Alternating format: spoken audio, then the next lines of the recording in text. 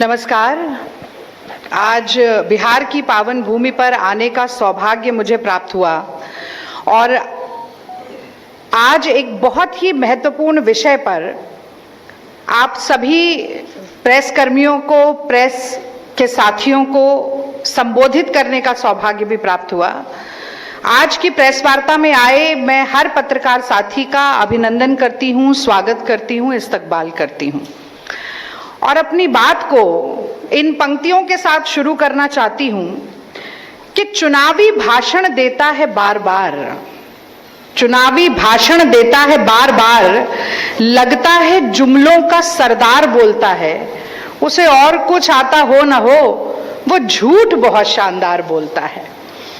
तो देखिए, प्रधानमंत्री बनने के बाद मोदी जी बिहार 53 बार आ चुके हैं, कल फिर आ रहे हैं, मोतिहारी आ रहे हैं।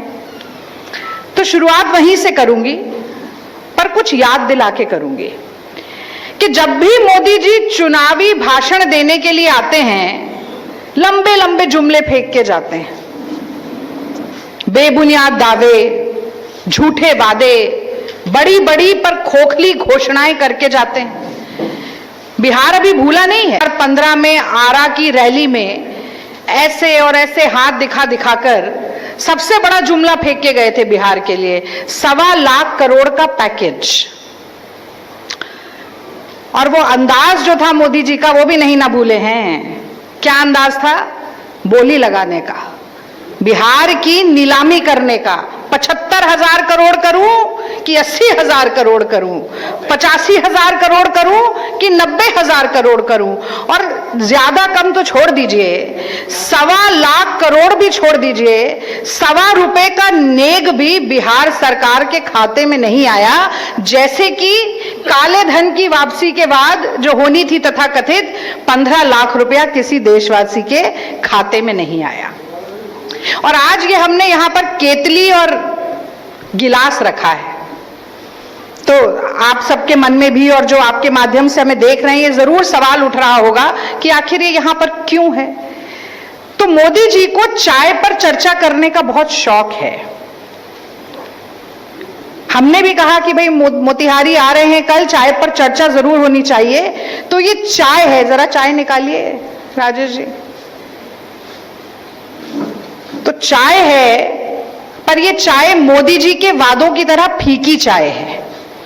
वो इसलिए फीकी है क्योंकि 2014 में आए थे मोदी जी और कह के गए थे कि मोतिहारी की शुगर मिल जब शुरू हो जाएगी तब मैं दोबारा बिहार आऊंगा और वहां की चीनी की मीठी चाय पीऊंगा। तो चाय तो हमने मेहमान नवाजी में रखी है, पर हमने उसमें चीनी नहीं डाली, क्योंकि मोतिहारी की बंद पड़ी हुई शुगर मिल को आज भी नरेंद्र मोदी जी के वादे और 10-11 साल पुराने वादे के पूरे होने का इंतजार है।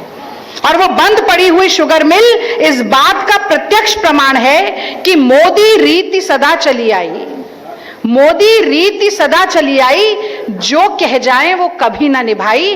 तो आपके माध्यम से मैं बिहार की जनता को याद दिलाना चाहती हूं कि जो वादे पहले पूरे नहीं हुए, आगे भी लंबे लंबे जुमले छोड़ के जाएंगे, वो फेंकेंगे, आप लपेट लीजिएगा, पर विश्वास मत कीजिएगा।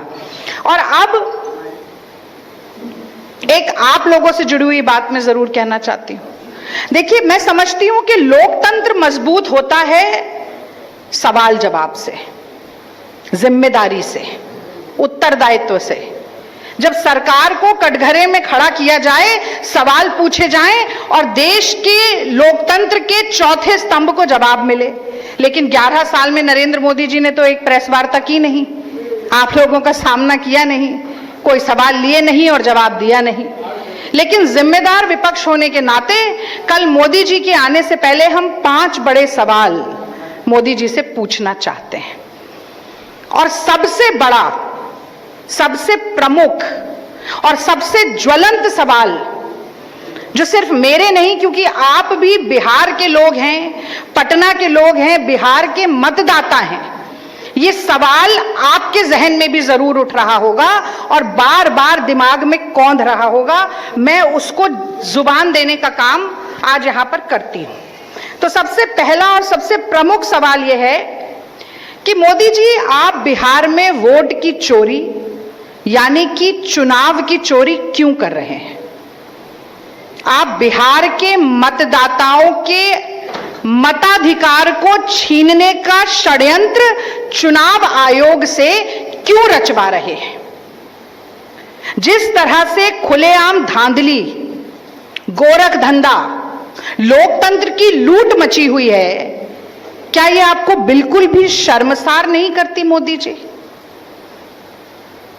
ये सवाल जो है ये सिर्फ विपक्ष के सवाल नहीं है, ये बिहार की जनता के सवाल है।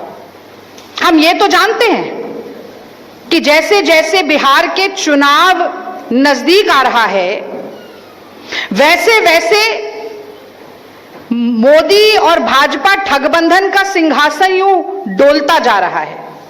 लेकिन आप इतने घबराए हुए हैं मोदी जी, इतना कांप रहे हैं आप डर के मारे कि आपने ईसी को इलेक्शन कमीशन रहने ही नहीं दिया। अब ईसी इलेक्शन कमीशन नहीं है, ईसी इलेक्शन चोरी शाखा में तब्दील हो चुका है। और यही बात आज देश के नेता प्रतिपक्ष राहुल गांधी जी ने ट्वीट के जरिए भी कही और एक बार फिर चुनाव आयोग, मोदी जी और उनकी ये राजनीतिक सांठगांठ का पर्दाफाश करने का भरपूर प्रयास किया और उसमें सफल भी हुए, क्योंकि आज देश का पूरा जो आज के दिन का नैरेटिव है वो इलेक्शन कमीशन को इलेक्शन चोर शाखा के रूप में जान रहा है और बोल रहा है। अब हम आपको एक वीडियो दिखाना चाहते हैं। ये वीडियो एक स्वतंत्र पत्रकार ने बनाया है, अजीत अंजुम उनका नाम है। आप जान भी रहे होंगे उनके ऊपर अभी हाल फिलहाल में एक एफआईआर भी की गई है। ये जो वीडियो है ये फुलवारी शरीफ पटना का वीडियो है। आप देखिए कि इसमें बीएलओ जो है वो क्या कर रहे हैं। यही कह दिया ना, पूरा बंडल रखा हुआ है, पूरा बंडल है, सादा बंडल, इसमें किसी में कुछ नाम नहीं लिखा हुआ है, मतलब ऊपर जो चुनाव आयोग का है और उसमें सब अधूरा भरा हुआ, कुछ भी सारे कॉलम खाली, पीछे कोई सिग्नेचर नहीं है और ये सब लोग धनाधन इसमें ये सारे बीएलओ हैं, इन सबको जिम्मेदारी फुलवारी शरीफ में आना है। ये पटना